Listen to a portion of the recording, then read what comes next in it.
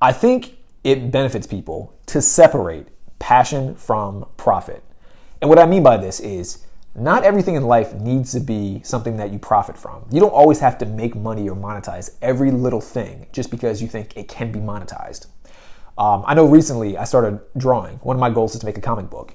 And I don't want to sell the comic book. I've said this before, but if someone offers me money to publish it, or if someone saw my comic idea and they said, hey, it looks cool, can I make a cartoon from this and I'll pay you for the rights to the cartoon? Sure, I would do it. But that's not the goal. The goal is to create art for the sake of creating art. It's for passion. The problem with, so people have asked me, do you want to try to monetize it? And I've said, no, that's not my goal. One of the reasons why I say this is because I don't want to make my passion into a job. And I tend to see that sometimes with people who have a passion, find that their passion can be monetized, and they pursue monetizing that passion. What happens is that over time, that thing that they're monetizing no longer becomes interesting. It no longer becomes fun or appealing. It just becomes another form of work.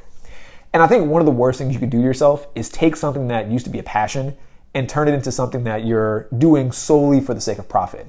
I think once you get to that point, it becomes you get into a very depressing reality, because the one or two things that may have been enjoyable to you are now things you do just to pay the bills. And so then there's that added pressure, there's that added stress that comes with it, especially if you're someone who maybe went all in. And I'll talk about going all in later on in this video.